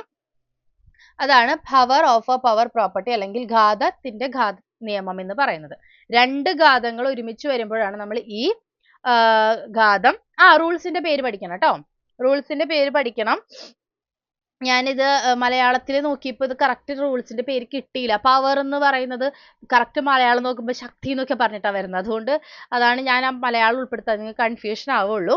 ഞാൻ അതൊന്നും കൂടെ നോക്കി നോക്കട്ടെ. ഘാതത്തിന്റെ ഘാത നിയമം എന്ന് പറയുന്നത് രണ്ട് ഘാതങ്ങൾ ഒരുമിച്ച് വരുമ്പോൾ പേര് പഠിക്കണം. നിങ്ങളോട് ചിലപ്പോൾ കുറേ റൂളുകൾ തന്നിട്ട് ഇതിൽ നിന്ന് ഈ റൂള് ഐഡന്റിഫൈ ചെയ്യുമോ എന്നൊക്കെ ചോദിച്ചാൽ നിങ്ങൾക്ക് പേരറിയണ്ടേ? പേര് പഠിക്കണം കേട്ടോ. അപ്പൊ അതാണ് നമ്മുടെ മൂന്നാമത്തെ നിയമം. പവർ റൂൾ എന്നും പറയും, ഘാത നിയമം എന്നും പറയും, അല്ലെങ്കിൽ ഘാതത്തിന്റെ ഘാത നിയമം എന്നും പറയും. രണ്ട് ഘാതങ്ങൾ വരുന്നത് കൊണ്ട്. Okay, power of A power property എന്നും പറയും, അല്ലെങ്കിൽ പവർ പ്രോപ്പർട്ടി എന്നും സാധാരണ രീതിയിൽ പറയും. അതാണ് നമ്മുടെ എന്ത് മൂന്നാമത്തെ റൂൾ. അപ്പൊ എങ്ങനെയാണ് ജനറലി എഴുതുന്നത്? ഈ ജനറലി എഴുതുന്നതും കൂടി ഒന്ന് പഠിച്ചോളൂ കേട്ടോ. ഈ എ വെച്ചിട്ടും എക്സ് വെച്ചിട്ടും, ഇവിടെ എക്സ് ആണ്, അടുത്ത സൈഡിൽ എം ആണ്, അത് കുഴപ്പമില്ല. ഇവിടെ ഇപ്പൊ എന്താണോ നിങ്ങൾ കൊടുക്കുന്നത് അത് തന്നെ ഇവിടെ ആഡ് ചെയ്താൽ മതി എന്നുള്ളൂ. കാരണം നിങ്ങൾക്ക് എക്സാമ്പിൾസ് ക്വസ്റ്റ്യൻസ് വരിക ചിലപ്പോൾ ഇങ്ങനത്തെ കുറെ ജനറൽ ഫോമുകൾ തന്നിട്ട് ഇതിൽ നിന്ന് പ്രൊഡക്റ്റ് റൂള് അല്ലെങ്കിൽ ഗുണന നിയമം കണ്ടുപിടിക്കുക, ഹരണ നിയമം കണ്ടുപിടിക്കുക, അങ്ങനെയായിരിക്കും ചിലപ്പോൾ ചോദ്യം വരിക. മനസ്സിലായോ? അപ്പോൾ അതുകൊണ്ട് നിങ്ങൾക്ക് ഇങ്ങനെ ജനറൽ ആയിട്ട് എഴുതാനും പഠിച്ചിരിക്കണം, എന്നാലാണ് നിങ്ങൾക്ക് അത് പെട്ടെന്ന് മനസ്സിലാക്കാനായിട്ട് പറ്റുള്ളൂ. ഇനി power of a product rule, ഗുണന നിയമത്തിന്റെ ഘാതം എന്നാണ് പറയുന്നത്. ഗുണിക്കുന്നതും ഘാതം വരുന്നതും ഒരുമിച്ച്, power of a product rule. ഇത്രയും കാര്യങ്ങൾ ക്ലിയർ ആയി. അപ്പൊ നമ്മൾ 3 റൂൾസ് ആണ് പഠിച്ചത്. ഏതൊക്കെയാണ്? Product rule, quotient rule, power rule. ഒരു മിനിറ്റ്. ഓക്കെ, പവർ റൂൾ എന്ന് തന്നെയാണ് മലയാളത്തിൽ പറയുന്നത്. പവർ റൂൾ എന്നല്ല, ഘാത നിയമം എന്നാണ് പറയാ കേട്ടോ. പവർ എന്ന് പറയുന്നതിന് ഉദ്ദേശിക്കുന്നത് ഘാതം, എക്സ്പോണന്റ് തന്നെയാണ് പവർ എന്ന് പറയുന്നത്. ഓക്കെ, എന്താണ് അടുത്ത നിയമം എന്ന് പറയുന്നത്? നമ്മൾ power of a product rule. ഞാൻ നിങ്ങൾക്ക് മനസ്സിലാകുന്നുണ്ട് എന്നുള്ള ഇതിലാണ് പെട്ടെന്ന് പോകുന്നത് കേട്ടോ. ഓക്കെ ഓക്കെ, അപ്പൊ ഇത്രയും കാര്യങ്ങൾ ക്ലിയർ ആയാലും. അപ്പൊ നമ്മൾ അടുത്തത് പഠിക്കാൻ പോണ നിയമം എന്താണ്? അടുത്തത് പഠിക്കാൻ പോകുന്ന നിയമം power of a product rule. പ്രൊഡക്റ്റിന്റെ അല്ലെങ്കിൽ ഗുണനത്തിന്റെ ഘാതം, ഗുണനത്തിന്റെ ഘാത നിയമം. എന്താണ്? ഗുണനത്തിന്റെ ഘാത നിയമമാണ് പഠിക്കാൻ പോകുന്നത്. ഓക്കെ, എന്താണ്? ഗുണനവും ഘാതവും ഒരുമിച്ച്, അതായത് രണ്ട് നമ്പറുകൾ തമ്മിൽ ഗുണിക്കുകയാണെന്ന് വിചാരിച്ചോ. നമ്മൾ രണ്ട് നമ്പറുകൾ തമ്മിൽ ഗുണിക്കുകയാണ്, എയും ബിയും. എയും ബിയും എന്തും ആയിക്കോട്ടെ, 2 ഇൻറ്റു 3 4 ഇൻറ്റു 5 എന്തെങ്കിലും ആയിക്കോട്ടെ. രണ്ട് സംഖ്യകൾ തമ്മിൽ ഗുണിക്കുകയാണ്. ഗുണിച്ചിട്ട് ഈ രണ്ടിനെയും കൂടി ഒരുമിച്ച് ഒരു ഘാതമായിട്ട് എഴുതുകയാണെന്ന് വിചാരിക്കുക. ഓക്കെ, ഗുണിച്ചിട്ട് ആ ഗുണിച്ച സംഖ്യയെ ഒരുമിച്ച് ഒരു ഘാതമായിട്ടാണ് എഴുതുന്നത്. അപ്പോ എങ്ങനെയാണ്? അതായത് ഈ ഘാതം ഈ രണ്ട് സംഖ്യക്കും ഒരുപോലെ ഡിസ്ട്രിബ്യൂട്ട് ചെയ്യണം. മനസ്സിലായോ? ഒരൊറ്റ സംഖ്യക്ക് മാത്രമല്ല ഘാതം ഉള്ളത്. രണ്ട് നമ്പറുകളെ നമ്മൾ ഗുണിച്ചിട്ട് അതിന് മൊത്തത്തിലൊരു ഘാതം എഴുതുകയാണെങ്കിൽ ഇതിനെ ഈ നമ്പറിനും കൊടുക്കണം, ഈ നമ്പറിനും കൊടുക്കണം. അതായത് a raised to the power of x multiplied by b raised to the power of x. അപ്പൊ നിങ്ങൾ വിചാരിക്കും മൾട്ടിപ്ലൈ അല്ലേ, കമ്പൈൻ ചെയ്യാനല്ലോ എന്ന്. പറ്റില്ല. എന്തുകൊണ്ടാ? ബേസ് ഡിഫറെന്റ് അല്ലേ. എക്സ്പോണന്റ് തുല്യമാണെന്ന് പറഞ്ഞിട്ടും കാര്യമില്ല, ബേസ് ഡിഫറെന്റ് ആയതുകൊണ്ട് കമ്പൈൻ ചെയ്യാനൊന്നും പറ്റില്ല. പക്ഷെ ഇതിന്റെ അർത്ഥം എന്താണ്? ഞാനിപ്പോ ഇങ്ങനെ എഴുതിയെന്ന് വിചാരിക്കുക, 2 ഇൻറ്റു 3 എന്ന് എഴുതിയിട്ട് അതിനെ മൊത്തത്തില് ഒരു 3 എന്ന് പറയുന്ന ഒരു പവർ കൊടുക്കുകയാണെങ്കിൽ അതിന്റെ അർത്ഥം 2�3ന്നും മൾട്ടിപ്ലൈഡ് ബൈ 3�3ന്നും ആണ്. രണ്ടിനും തുല്യമായിട്ട് ഇതിനെ കൊടുക്കണം. അതാണ് power of a product rule എന്ന് പറയുന്നത്, ഗുണനത്തിന്റെ ഘാത നിയമം. ഓക്കെ, ഗുണനത്തിന്റെ ഘാത നിയമം, അതാണ് power of a product rule. അതിനുള്ള എക്സാമ്പിൾ നോക്കി നോക്കിയേ. Power of a product property അല്ലെങ്കിൽ power of a product rule എന്ന് പറയുന്നത് നോക്കൂ. എ ബി ഏതെങ്കിലും രണ്ട് സംഖ്യ raised to the power of M, എമ്മോ എക്സോ എന്തെങ്കിലും ആയിക്കോട്ടെ, അങ്ങനെ വന്നാൽ ഈ പവർ ആയിട്ട് കൊടുത്തിട്ടുള്ളത് രണ്ടാൾക്കും തുല്യമായിട്ട് കൊടുക്കണം. A to the power of എമ്മും A to the power of B to the power of എമ്മും കൊടുക്കണം. എക്സാമ്പിൾ നോക്കൂ. 2 മൾട്ടിപ്ലൈഡ് ബൈ 3, ഇതിനെ മൊത്തത്തിലാണ് raise to the power of 3. അപ്പൊ ഈ 3നെ ആർക്ക് കൊടുക്കണം? 2നും കൊടുക്കണം, 3നും കൊടുക്കണം. അപ്പൊ അങ്ങനെ എഴുതുമ്പോൾ ഇങ്ങനെ സെപ്പറേറ്റ് ആയിട്ട് വരും. അത് ഇവിടെ എത്തുമ്പോൾ നിങ്ങൾക്ക് ഒരു ഒന്ന് കമ്പൈൻ ചെയ്യാനൊക്കെ തോന്നും, പക്ഷെ കമ്പൈൻ ചെയ്യരുത്. കാരണം ഇതെന്താ, ഇത് ഡിഫറെന്റ് ബേസുകളാണ്, 2ഉം 3ഉം ആണ്. കമ്പൈൻ ചെയ്യാൻ പറ്റില്ല. സെപ്പറേറ്റ്ലി തന്നെ മൾട്ടിപ്ലൈ ചെയ്തിട്ട് ഉത്തരം കണ്ടുപിടിക്കാം. ഓക്കെ, മനസ്സിലായോ? അതാണ് ഗുണനത്തിന്റെ ഘാത നിയമം. ഗുണനത്തിന്റെ ഘാത നിയമം, power of a product property. Okay, എയും ബിയും തന്നെ വേണമെന്നൊന്നുമില്ല പഠിക്കാൻ. പക്ഷെ നിങ്ങൾ എയും ബിയും ആണ് സാധാരണ കോൺസ്റ്റന്റുകളെ കാണിക്കാൻ വേണ്ടി ഉദ്ദേശിക്കുന്നത്. നിങ്ങൾക്ക് അങ്ങനെ യൂസ് ചെയ്യുന്നതായിരിക്കും എളുപ്പം. മുകളിലുള്ള സംഖ്യ എന്തായാലും കുഴപ്പമില്ല, എക്സോ വൈയോ എമ്മോ എന്നോ എന്താണെങ്കിലും കുഴപ്പമില്ല കേട്ടോ. ഓക്കെ ഓക്കെ, അപ്പൊ 4 നിയമങ്ങൾ പഠിച്ചു കഴിഞ്ഞു അല്ലെ. ഈ സംഭവം കൂടുതൽ ഉപയോഗം വരുന്നത് ഈ സംഖ്യകൾ വരുമ്പോഴല്ല കേട്ടോ. ഈ ഒരു കാര്യം ഒന്നും കൂടി നിങ്ങളൊന്ന് മനസ്സിലാക്കി വെക്കുക. ഇപ്പൊ 2 × 3 raised to 3 എന്ന് പറഞ്ഞാൽ നിങ്ങൾക്ക് ഇങ്ങനെ സെപ്പറേറ്റ്ലി കൊടുക്കാതെ തന്നെ 6⁻³ എന്ന് എഴുതാൻ പറ്റും അല്ലെ. 2 × 3 6 അല്ലേ, അതും പോസിബിൾ ആണ്. അതായത് രണ്ട് നമ്പറുകൾ ഉള്ളിൽ മൾട്ടിപ്ലൈ ചെയ്യുമ്പോൾ നമുക്ക് അതിനെ നേരെ മൾട്ടിപ്ലൈ ചെയ്തിട്ട് ഒറ്റ തവണ പവർ കൊടുത്താൽ മതി, അതും പോസിബിൾ ആണ്. പക്ഷേ എക്സ് വൈ പോലുള്ള വേരിയബിൾസ്, നമ്മൾ വേരിയബിൾസിനെ പറ്റി പഠിച്ചിട്ടുണ്ടായിരുന്നു. മാറിക്കൊണ്ടിരിക്കുന്ന സംഖ്യ സിമ്പിൾ ഇക്വേഷൻസിൽ പഠിച്ചതാണ്, വീണ്ടും ഞാൻ പറയണില്ല. എക്സ് വൈ പോലുള്ള സംഖ്യകൾ ഇതാ ഇങ്ങനെ വരികയാണെന്ന് വിചാരിക്കുക. ഇങ്ങനെ ഒരു സംഖ്യ വന്നാൽ സ്വാഭാവികമായിട്ടും നമ്മൾക്ക് ഈ 2നെ ഈ 4ന് കൊടുക്കാൻ മാത്രമേ തോന്നുള്ളൂ, ഈ എക്സിന് കൊടുക്കാൻ നമുക്ക് തോന്നില്ല. മനസ്സിലായോ? അല്ലെങ്കിൽ നമ്മൾ എന്ത് ചെയ്യും, 4x² എന്ന് പറഞ്ഞാൽ നമ്മൾ എന്ത് എഴുതും, 4x² എന്ന് എഴുതും. തെറ്റാണ്. ആ ഒരു സാഹചര്യത്തിലാണ് ഈ നിയമത്തിന്റെ ഏറ്റവും ഉപയോഗം വരുന്നത്. എന്താണ്, ഇങ്ങനെ 4x മൊത്തത്തിൽ ഒരു പവർ 2 എന്ന് പറഞ്ഞാൽ ഇവിടെ ഒരു മൾട്ടിപ്ലിക്കേഷൻ അല്ലേ, 4ഉം xഉം രണ്ട് സംഖ്യകൾ തമ്മിൽ മൾട്ടിപ്ലൈ ചെയ്തിരിക്കുകയാണ്. അപ്പൊ ഇത് ഇങ്ങനെ ഒരു നമ്പർ വന്നാൽ ഇതിന് 2നും കൊടുക്കണം. എന്തുത്തരം, 4² x² എന്ന് എഴുതണം. മനസ്സിലായി? ആ ഒരു സാഹചര്യത്തിലാണ് നമ്മൾ ഇതിനെ തെറ്റിക്കുക. ഈ power of a product property, രണ്ട് സംഖ്യകൾ വന്നു കഴിഞ്ഞാൽ ഇങ്ങനെ സെപ്പറേറ്റ്ലി കൊടുക്കണമെന്നില്ല. നമുക്ക് ഉള്ളിൽ അതായത് നേരത്തെ ചെയ്ത പോലെ 2 × 3 raised to 3 എന്ന് വന്നാൽ ഉള്ളിൽ ആദ്യം തന്നെ 2 × 3 6 ചെയ്തിട്ട് ഒറ്റ തവണ കൊടുത്താൽ മതി, ഇതാണ് എളുപ്പം. പക്ഷേ ഇങ്ങനെ ഒരു സംഖ്യ വന്നാൽ, ഞാനിപ്പോ കാണിച്ചതുപോലെ എക്സോ വൈയോ പോലുള്ള വേരിയബിൾസ് ആണ് ഉള്ളിൽ വരുന്നതെങ്കിൽ നമ്മൾ അതിനെ രണ്ട് സംഖ്യയായിട്ട് കാണില്ല. അതാണ് പ്രശ്നം. ഇപ്പൊ 2y raised to 2 ഇങ്ങനെ ഒരു ക്വസ്റ്റ്യൻ വന്നാൽ നിങ്ങൾ അതിനെ 2y² എന്ന് എഴുതുള്ളൂ. അങ്ങനെയാണ് നമുക്ക് പെട്ടെന്ന് എഴുതാൻ തോന്നുക, അതാണ് സ്വാഭാവികമായിട്ട് വരുന്നത്. പക്ഷെ അങ്ങനെയല്ല, ഇത് രണ്ട് സംഖ്യകളാണ്, 2ഉം y ഉം രണ്ട് സംഖ്യകളാണ്. അപ്പൊ ഈ 2നും കൊടുക്കണം, yക്കും കൊടുക്കണം. അപ്പൊ ഇവിടെയും സ്ക്വയർ ഇടണം, ഇവിടെയും സ്ക്വയർ ഇടണം. ഉത്തരം 4y² എന്ന് വരണം.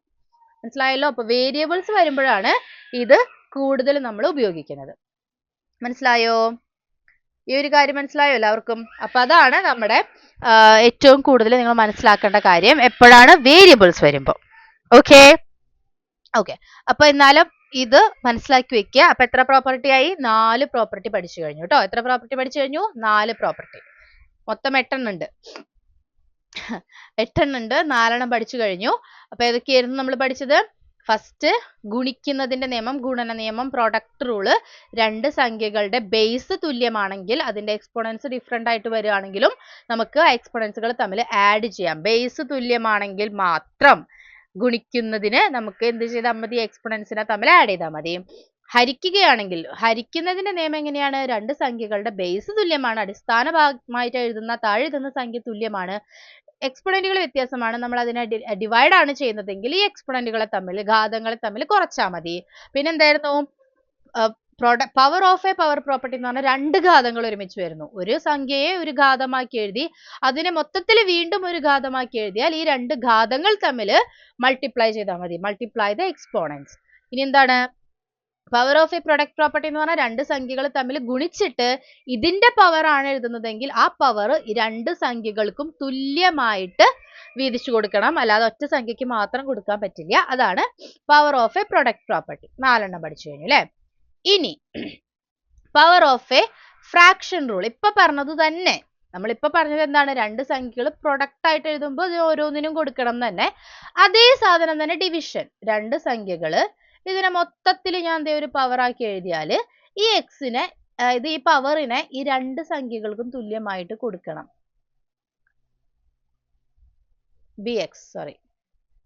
മനസ്സിലായോ? തുല്യമായിട്ട് കൊടുക്കണം. നേരത്തെ ചെയ്ത സാധനം തന്നെ.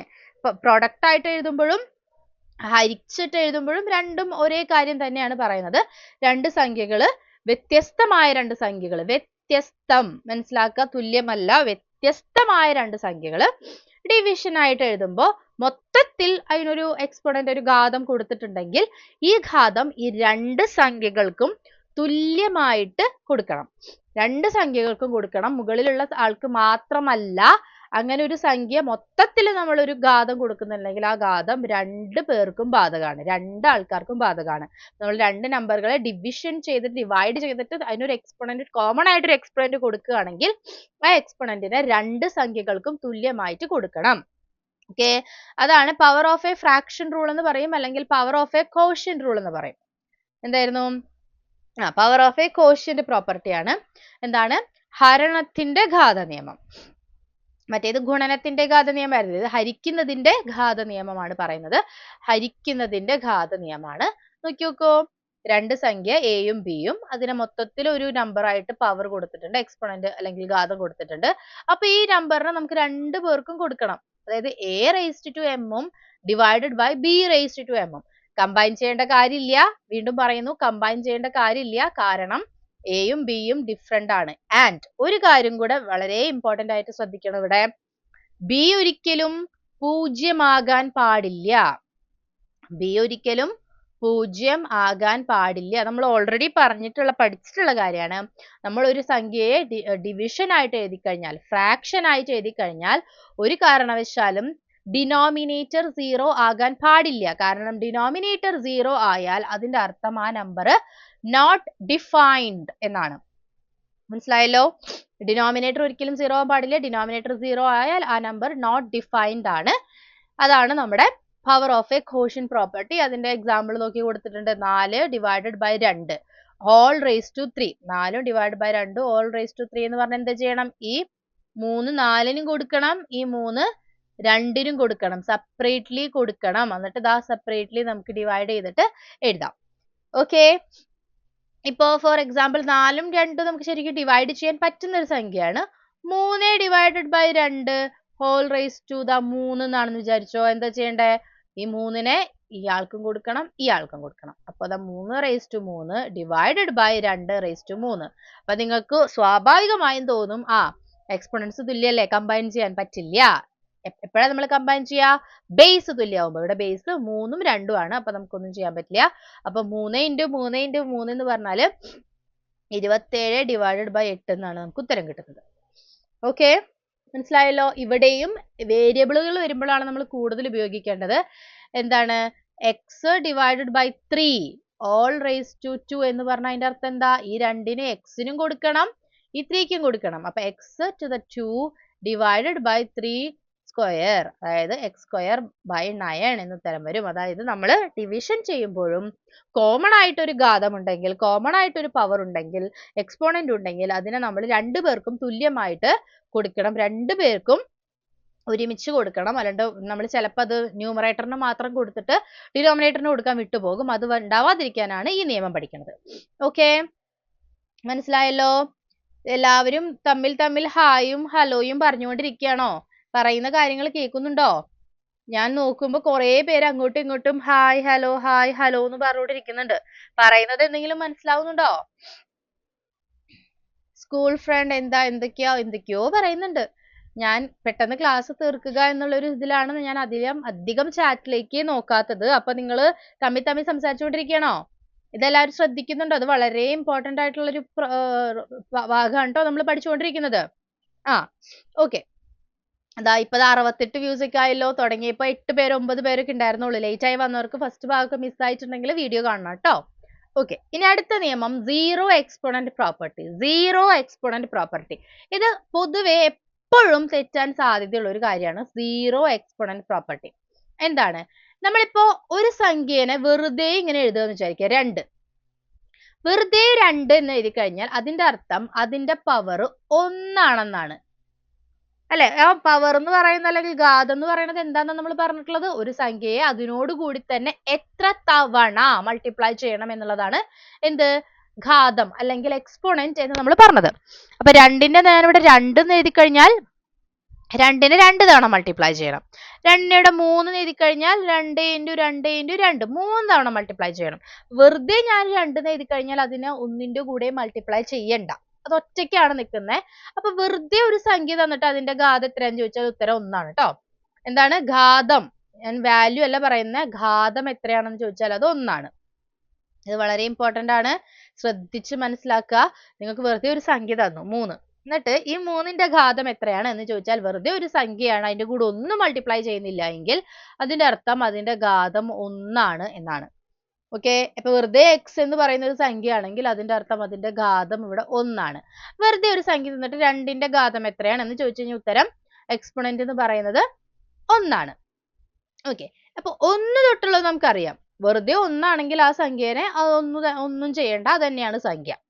2 വന്നു കഴിഞ്ഞാൽ 2 തവണ മൾട്ടിപ്ലൈ ചെയ്യണം. 3 വന്നാൽ 3 തവണ മൾട്ടിപ്ലൈ ചെയ്യണം. 4 വന്നാൽ 4 തവണ മൾട്ടിപ്ലൈ ചെയ്യണം. 10 വന്നാൽ 10 തവണ മൾട്ടിപ്ലൈ ചെയ്യണം. അല്ലെ? അപ്പോ 0 വന്നാൽ എന്താ ചെയ്യാ? ഇതൊന്നും അല്ലാതെ ഒരു സംഖ്യേനെ 0 ആണ് ഇവിടെ മുകളിൽ വരുന്ന എക്സ്പോണന്റ്. ഘാതം 0 വന്നു.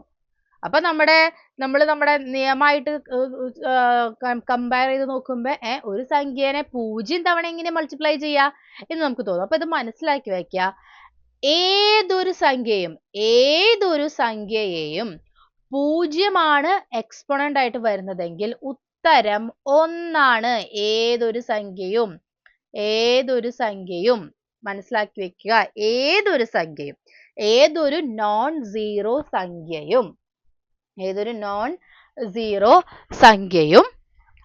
0 ആണ് എക്സ്പോണന്റ് ഘാതമെങ്കിൽ 0 ആണ് ഘാതമെങ്കിൽ ഉത്തരം 1 ആണ്. ഉത്തരം 1 ആണ്, 0 അല്ല.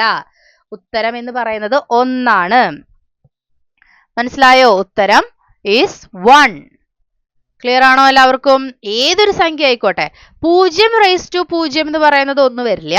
ഏതൊരു നോൺ സീറോ സംഖ്യയും 1 തൊട്ടുള്ള ഏതൊരു സംഖ്യയും 0 ആണ് നമ്മൾ കൊടുക്കുന്നതെങ്കിൽ 0 എന്ന് പറഞ്ഞു കഴിഞ്ഞാൽ അത് 0 ആണ് ഉത്തരം. അതല്ല പറയുന്നത് 1 തൊട്ട് ഏതൊരു സംഖ്യയും നെഗറ്റീവ് ആയിക്കോട്ടെ, നെഗറ്റീവ് നമ്പറും ആയിക്കോട്ടെ, കുഴപ്പമില്ല. നെഗറ്റീവ് നമ്പറും നമ്മൾ 0 ആണ് വരുന്നതെങ്കിൽ നോക്കൂ. 1 raised to 0 1, 2 raised to 0 1, 3 raised to 0 1, minus 1 raised to 0 1, minus 2 raised to 0 1, minus 3 raised to 0 1. എപ്പോഴും 1 ആണ് ഉത്തരം. അതാണ് സീറോ എക്സ്പോണന്റ് പ്രോപ്പർട്ടി, പൂജ്യത്തിന്റെ ഘാത നിയമം അല്ലെങ്കിൽ പൂജ്യഘാത നിയമം. ഓക്കെ. എപ്പോഴും 1. ഇത് കൺഫ്യൂഷൻ വരാനുള്ള സാധ്യതയുണ്ട്. നിങ്ങൾ 9 raised to 0 എന്ന് കാണുമ്പോൾ നിങ്ങൾ ഉത്തരം 0 എന്ന് എഴുതി വെക്കും. അല്ല, 10 raised to 0, 11 raised to 0, 12 ഘാതം 0, 25 ഘാതം 0, 1000 ഘാതം 0 എന്ത് തന്നെ വന്നാലും ഉത്തരം 1 ആണ്. ഓക്കെ, മനസ്സിലായല്ലോ? അതാണ് സീറോ എക്സ്പോണന്റ് പ്രോപ്പർട്ടി എന്ന് പറയുന്നത്. അപ്പൊ നമ്മൾ ആ പ്രോപ്പർട്ടിയും പഠിച്ചു കഴിഞ്ഞു. ഇനി നെഗറ്റീവ് എക്സ്പോണന്റ് പ്രോപ്പർട്ടി. അതിനു മുന്നേ ഒരു കാര്യം കൂടെ നമുക്ക് പഠിക്കാനുണ്ട്. നെഗറ്റീവ് എക്സ്പോണന്റ് പ്രോപ്പർട്ടിക്ക് മുന്നേ ഇപ്പോ നെഗറ്റീവ് നമ്പർ ആണ് നമ്മുടെ ബേസ് ആയിട്ട് വരുന്നതെന്ന് വിചാരിച്ചു വെക്കുന്നത് നിങ്ങൾ. അപ്പൊ നമ്മളിപ്പോ പഠിച്ചത് എന്താണ്? 0 പവർ ആയിട്ട് വരുന്നതാണ്. ഇനി for example negative number raised to ഒരു നമ്പർ -2 റേസ്ഡ് ടു 3 അല്ലെങ്കിൽ 2 എത്രയാ ഉത്തരം? വേഗം ഉത്തരം പറഞ്ഞോളൂ. -2 അതിന് മൊത്തത്തില് ഘാതം 2 -2 ഘാതം 2 അല്ലെങ്കിൽ -2 raised to the power of 2. എന്താണ് ഉത്തരം? -2 raised to the power of 2. എന്താ ഉത്തരം വരുന്നേ?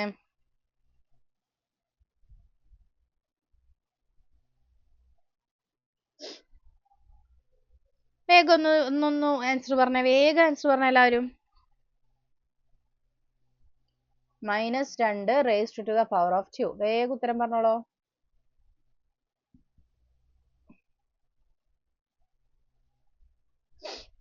കുറെ പേര് ഇങ്ങനെ ഉത്തരമൊക്കെ വരുന്നുണ്ട്.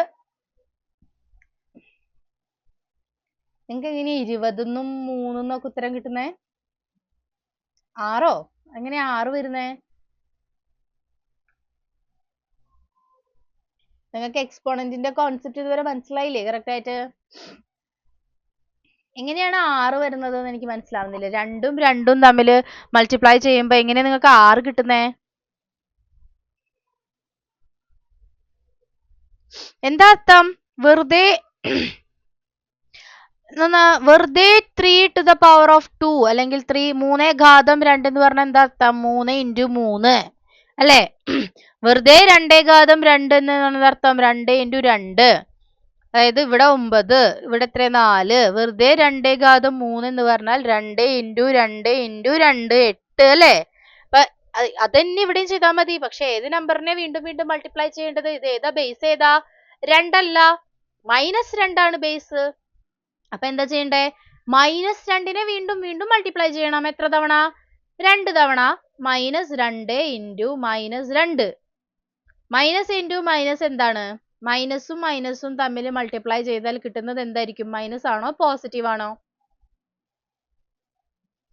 മൈനസും മൈനസും തമ്മിൽ മൾട്ടിപ്ലൈ ചെയ്താൽ കിട്ടുന്നത് പോസിറ്റീവ് നമ്പർ ആയിരിക്കോ നെഗറ്റീവ് നമ്പർ ആയിരിക്കോ?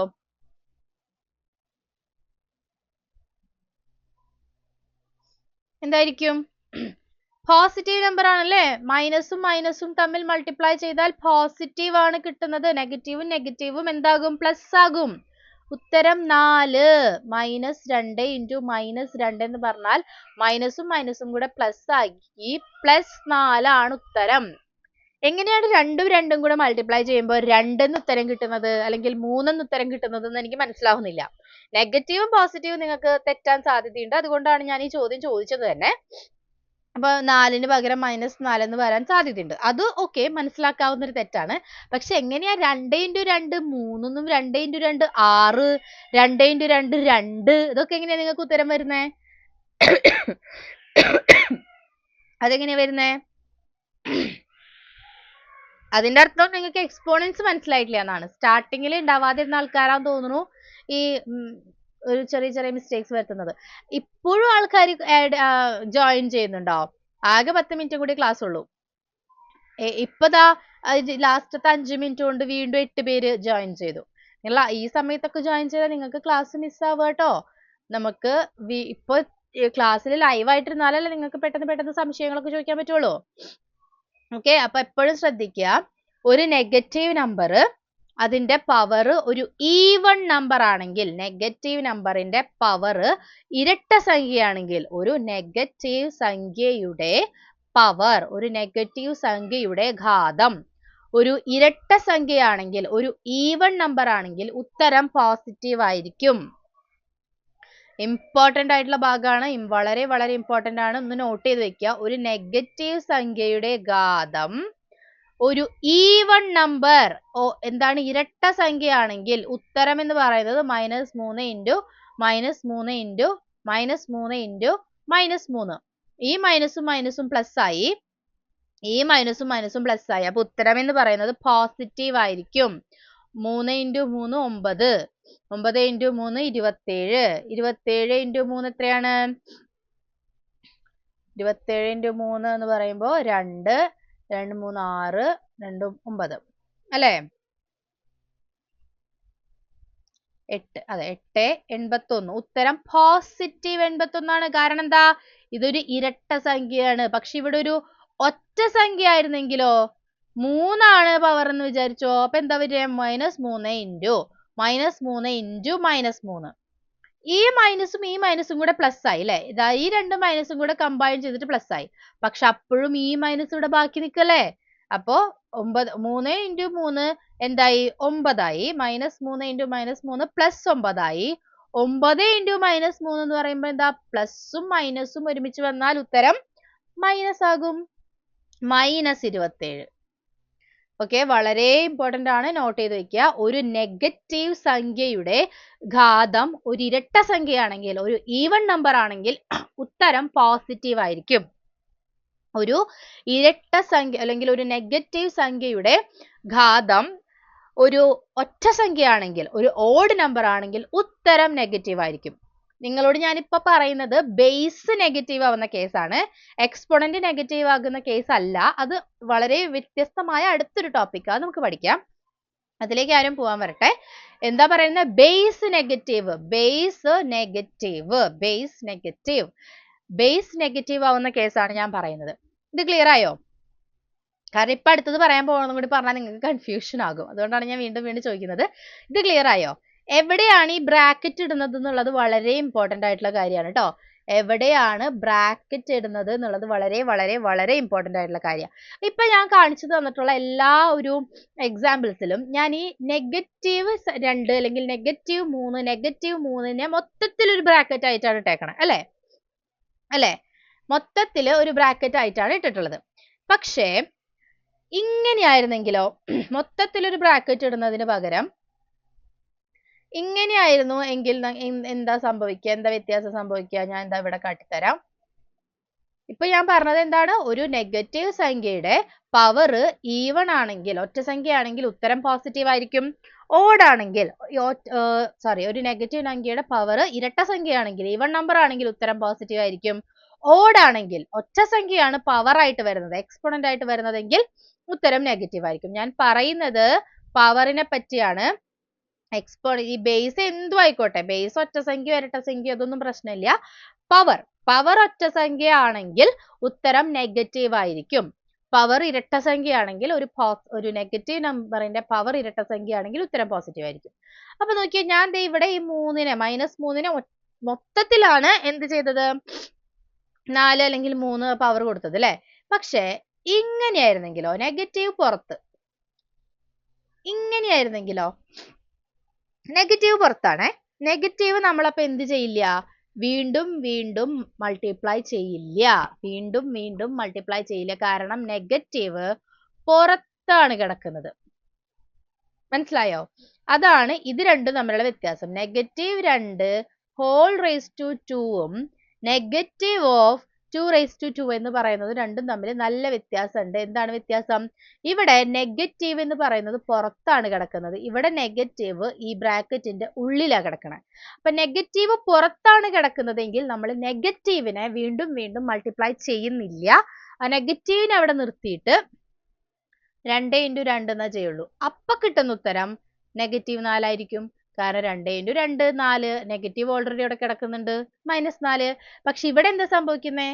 നെഗറ്റീവിനെയും നമ്മൾ വീണ്ടും വീണ്ടും വീണ്ടും വീണ്ടും മൾട്ടിപ്ലൈ ചെയ്യുന്നുണ്ട്. അപ്പൊ അതുകൊണ്ടാണ് -2 ഇൻറ്റു -2, നെഗറ്റീവ് ഉള്ളില്. അപ്പൊ ഈ രണ്ട് നെഗറ്റീവ് ഉണ്ടല്ലോ, പോസിറ്റീവായി. മനസ്സിലായല്ലോ? അപ്പൊ എവിടെയാണ് ബ്രാക്കറ്റ് ഇടുന്നത് എന്നുള്ളത് നിങ്ങൾ വളരെ നല്ല പോലെ ശ്രദ്ധിക്കണം. എവിടെയാണ് ബ്രാക്കറ്റ് ഇടുന്നത് എന്നുള്ളത് വളരെ നല്ല പോലെ ശ്രദ്ധിക്കണം. മനസ്സിലായല്ലോ? എന്താ വ്യത്യാസം? മൈനസ് പുറത്തിട്ടിട്ട് 2നെ മാത്രമാണ് നമ്മൾ പവർ എടുക്കുന്നുള്ളൂ എങ്കിൽ ആ 2നെ മാത്രമേ നമ്മൾ മൾട്ടിപ്ലൈ ചെയ്യുള്ളൂ. അപ്പോൾ മൈനസും പ്ലസ് ആയി മാറില്ല. മൈനസ് ആയി തന്നെ അവിടെ കിടക്കും. ഓക്കെ, ഇനി മൈനസ് ഉള്ളിലാണ് വരുന്നതെങ്കിൽ അതിനെ വീണ്ടും വീണ്ടും മൾട്ടിപ്ലൈ ചെയ്യും, മൈനസ് പ്ലസ് ആയി മാറും. ഓക്കെ, അപ്പൊ ഇത്രയും കാര്യങ്ങളാണ് നമ്മൾ മൈനസിനെ പറ്റിയും അറിഞ്ഞിരിക്കേണ്ടത്. അപ്പൊ ഇത് ക്ലിയർ ആയെന്ന് വിചാരിക്കണു. സാധാരണ രീതിയിൽ ഇപ്പൊ നിങ്ങൾക്ക് വെറുതെ ഇങ്ങനെ ഒരു ഉത്തരം ചോദ്യം തരികയാണെങ്കിൽ -4² എന്ന് പറഞ്ഞാൽ അതിന്റെ അർത്ഥം ഈ മൈനസിനെ വീണ്ടും ചെയ്യുന്നില്ല എന്നാണ്. മൈനസിനെയും കൂടെ ചെയ്യുന്നുണ്ടെങ്കിൽ ഉറപ്പായിട്ടും ദാ ഇങ്ങനെ ഒരു ബ്രാക്കറ്റ് അവിടെ കാണും. ബ്രാക്കറ്റ് കാണുന്നില്ല എങ്കിൽ ഇതിനെ മാത്രമായിരിക്കും ഉദ്ദേശിക്കുന്നത്. ഓക്കെ, അപ്പൊ അതും കൂടി നിങ്ങളൊന്ന് വേഗം മനസ്സിലാക്കി വെക്കുക. അതുപോലെ തന്നെ ഒരു നെഗറ്റീവ് നമ്പർ പവർ ഈവൺ ആണെങ്കിൽ ഉത്തരം പോസിറ്റീവ് ആയിരിക്കും. ഒരു നെഗറ്റീവ് നമ്പർ പവർ ഓഡ് ആണെങ്കിൽ ഉത്തരം നെഗറ്റീവ് ആയിരിക്കും. ഓക്കെ, അപ്പൊ അതും കൂടി കഴിഞ്ഞ് കഴിഞ്ഞാൽ നമ്മുടെ ലാസ്റ്റത്തെ പ്രോപ്പർട്ടി എത്തി. എന്താണ്? Negative exponent property. ഇത് നമ്മൾ ഓൾറെഡി പറഞ്ഞു കേട്ടോ. അത് 8ാമത്തെ പ്രോപ്പർട്ടി ഓൾറെഡി പറഞ്ഞു. എക്സ്പോണന്റ് ഓഫ് 1 പ്രോപ്പർട്ടി, അതായത് 2⁻1 എന്ന് പറഞ്ഞാൽ 2 ആണ്, അല്ലെങ്കിൽ 3⁻1 എന്ന് പറഞ്ഞാൽ 3 തന്നെയാണ്, 4⁻1 എന്ന് പറഞ്ഞാൽ 4 തന്നെയാണ്. ആ സംഖ്യ തന്നെയാണ്. അപ്പൊ 1 ആണ് പവർ ആയിട്ട് വരുന്നതെങ്കിൽ അത് ആ സംഖ്യ തന്നെ ആയിരിക്കും. നമ്മൾ ഓൾറെഡി പറഞ്ഞല്ലോ. ഇനി നെഗറ്റീവ് എക്സ്പോണന്റ് പ്രോപ്പർട്ടി ആരോ ചോദിച്ചു കണ്ടു. എക്സ്പോണന്റ് നെഗറ്റീവ് ആയാൽ എന്താണെന്നാണ് അടുത്ത ഒരു ചോദ്യം വന്നത്. എക്സ്പോണന്റ് നെഗറ്റീവ്, അതാണ് അടുത്ത അവസാനത്തെ പ്രോപ്പർട്ടി, നെഗറ്റീവ് എക്സ്പോണന്റ് പ്രോപ്പർട്ടി. എന്താണ്? Negative exponent property. ഇത് വളരെ ഇമ്പോർട്ടന്റും വളരെ കൺഫ്യൂസിംഗുമാണ്. ശ്രദ്ധിച്ച് മനസ്സിലാക്കുക. അപ്പൊ രണ്ട് കാര്യങ്ങളും തമ്മിൽ മാറിപ്പോവരുത്. നേരത്തെ ഞാൻ പറഞ്ഞത് ബേസ് നെഗറ്റീവ് ആവണ കാര്യമാണ് നേരത്തെ പറഞ്ഞത്. ബേസ് നെഗറ്റീവ് ആവണ കേസാണ് നേരത്തെ പറഞ്ഞത്. എവിടെ ഇപ്പൊ നെഗറ്റീവ് കിടക്കണേ? ഈ താഴെ നമ്പർ നെഗറ്റീവ്.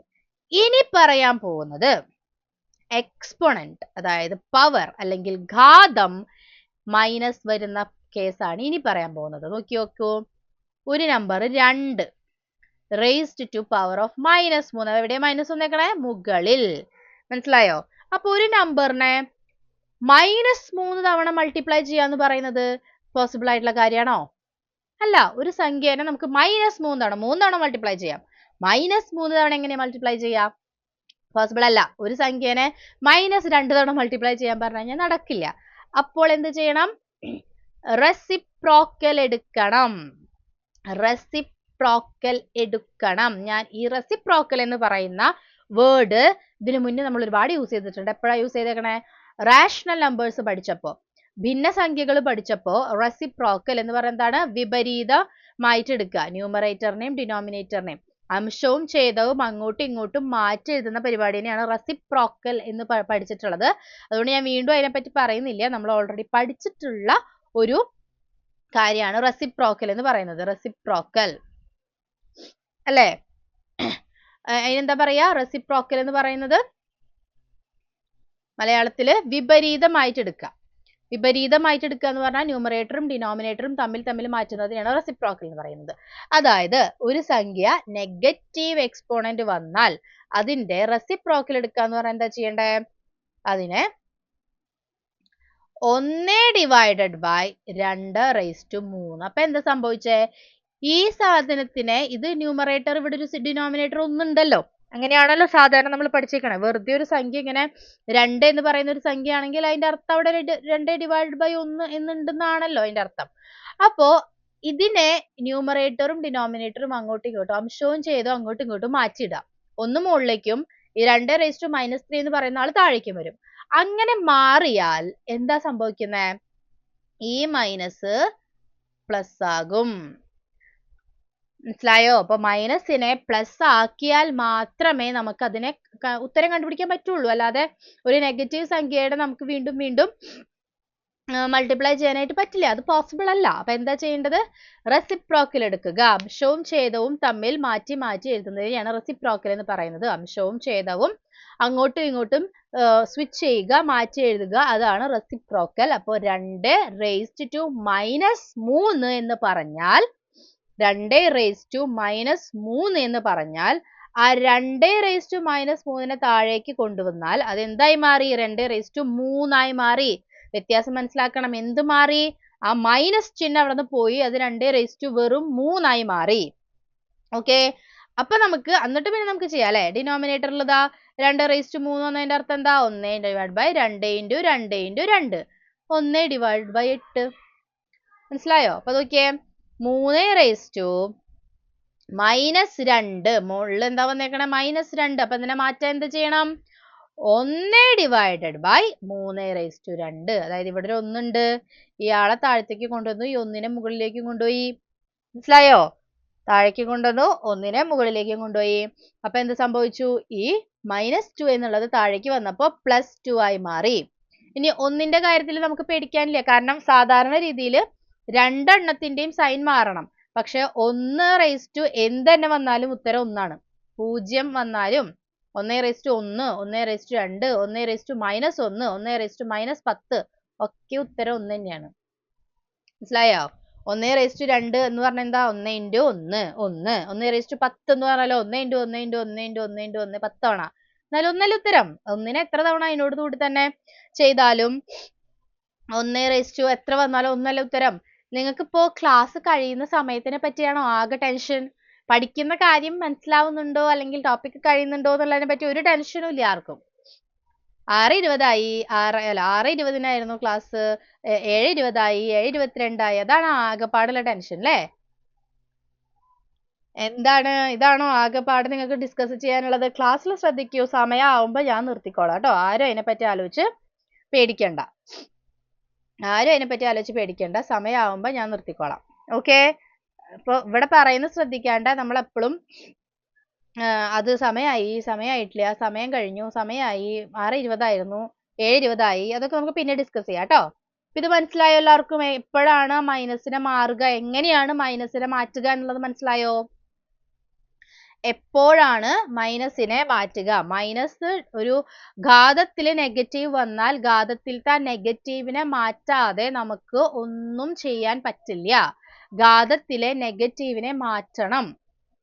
ഘാതത്തിലെ നെഗറ്റീവിനെ മാറ്റുക എന്ന് പറഞ്ഞാൽ അതിനെ എന്ത് ചെയ്യുകയാണ് അതിന്റെ നിവർത്തിയുള്ളൂ? റെസിപ്രോക്കൽ എടുക്കുകയാണ് നിവർത്തിയുള്ളൂ. എക്സാം ഡേറ്റിനെ പറ്റിയൊക്കെ നിങ്ങൾക്ക് എന്തൊക്കെ സംശയങ്ങൾ വന്നാലും നമ്മുടെ ചാനലിൽ വീഡിയോ കിടക്കുന്നുണ്ട്, അത് പോയി കാണുക. എല്ലാ ഡൗട്ട്സും തീരും കേട്ടോ. എനിക്ക് കറക്റ്റ് ഡേറ്റ് ഡിസംബറിലാണെന്ന് അറിയാം. കറക്റ്റ് ഡേറ്റ് എനിക്കൊന്ന് നോക്കണം. നിങ്ങളൊന്ന് ചെക്ക് ചെയ്ത് നോക്കുക. നമ്മുടെ വീഡിയോ കിടക്കുന്നുണ്ട് കേട്ടോ ഗ്രൂപ്പിൽ. ഓക്കെ. അപ്പൊ ഇത് ക്ലിയർ ആയോ? എന്താ ചെയ്യേണ്ടത്? മുകളില് ന്യൂമറേറ്ററിൽ വന്ന സംഖ്യയിൽ നെഗറ്റീവ് വന്നു കഴിഞ്ഞാൽ നമ്മൾ അതിനെ ഫ്ലിപ്പ് ചെയ്യണം. ന്യൂമറേറ്ററിൽ മാത്രമല്ല കേട്ടോ ഇത് ബാധകം. ഫോർ എക്സാമ്പിൾ നിങ്ങൾക്ക് ഇങ്ങനെ ഒരു ചോദ്യം വന്നു എന്ന് വിചാരിക്കേ. ഇവിടെയാണ് നെഗറ്റീവ് വന്നേക്കണം. ഇവിടെ നെഗറ്റീവ് വന്നാലും എന്ത് ചെയ്താൽ മതി? ഇതിനെ രണ്ടിനെ അങ്ങോട്ടും ഇങ്ങോട്ടും മാറ്റിയാൽ അതിന്റെ നെഗറ്റീവ് മാറും. മനസ്സിലായോ? അപ്പൊ ഇത് മുകളിലേക്ക് പോയാലും നെഗറ്റീവ് മാറും, അത് താഴേക്ക് വന്നാലും നെഗറ്റീവ് മാറും. ഓക്കെ. ഇനി വെറുതെ കിടക്കുന്ന ഒരു സംഖ്യ, ഒരു നെഗറ്റീവ് ഒന്നും ഇല്ലാത്ത ഒരു സംഖ്യനെ നമ്മളെടുത്ത് താഴത്തേക്ക് എഴുതി കഴിഞ്ഞാൽ അവിടെ നെഗറ്റീവ് വരും.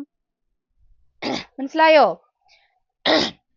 അപ്പൊ ഈ നെഗറ്റീവ് എന്ന് പറയുന്ന സാധനം മാറ്റാനും വരുത്താനും അങ്ങോട്ടും ഇങ്ങോട്ടും തിരിച്ചും മറിച്ചു വിട്ടാൽ മതി എന്നാണ് അതിന്റെ അർത്ഥം. അപ്പൊ നോക്കിയാൽ ഇങ്ങനെയാണ് ഒരു സംഖ്യയെങ്കിൽ, അപ്പൊ നോക്കൂ വേറൊരു എക്സാമ്പിൾ ഞാൻ പറയാം. 2⁻2 ഡിവൈഡഡ് ബൈ 3⁻3. നോക്കി രണ്ടാൾക്കും നെഗറ്റീവ് ഉണ്ട് അല്ലെ? രണ്ടുപേരുടെയും നെഗറ്റീവ് മാറ്റണം. എന്ത് ചെയ്താൽ മതി? ഇതിന് രണ്ടിനെ അങ്ങോട്ടും ഇങ്ങോട്ടും തിരിച്ചിട്ടാൽ നെഗറ്റീവ് മാറും. ഇവിടെ ഇതിന്റെ നെഗറ്റീവ് മാറി, ഇവിടെ ഇതിന്റെ നെഗറ്റീവ് മാറി. കണ്ടോ? കാരണം ഈ സംഭവം ഇവിടെ നിന്ന് മുകളിലേക്ക് പോയി. അപ്പൊ ന്യൂമറേറ്റർ എന്തായി? ഡിനോമിനേറ്റർ ന്യൂമറേറ്റർ ആയി, നെഗറ്റീവ് മാറും. എവിടത്തെ? എക്സ്പോണന്റിലെ. ഇവിടത്തെ ന്യൂമറേറ്റർ താഴത്തേക്ക് വന്നു, അപ്പൊ അതിന്റെ നെഗറ്റീവ് മാറി. അപ്പൊ ഇത് ഇങ്ങനെ തിരിച്ചിട്ടിട്ട് ഉത്തരം കണ്ടുപിടിക്കാൻ പറ്റും. ഇത് വളരെ വളരെ വളരെ ഇമ്പോർട്ടന്റ് ആയിട്ടുള്ള ടോപ്പിക് ആണ് കേട്ടോ. ഓക്കെ. അപ്പോൾ ഇത്രയുമാണ് നമ്മുടെ ടോപ്പിക്സ്. നമ്മുടെ എല്ലാ പ്രോപ്പർട്ടീസും പഠിച്ചു കഴിഞ്ഞു. ഇനി ഇത് വെച്ചിട്ട് കുറച്ച് പ്രോബ്ലംസ് ചെയ്യാനുണ്ട്.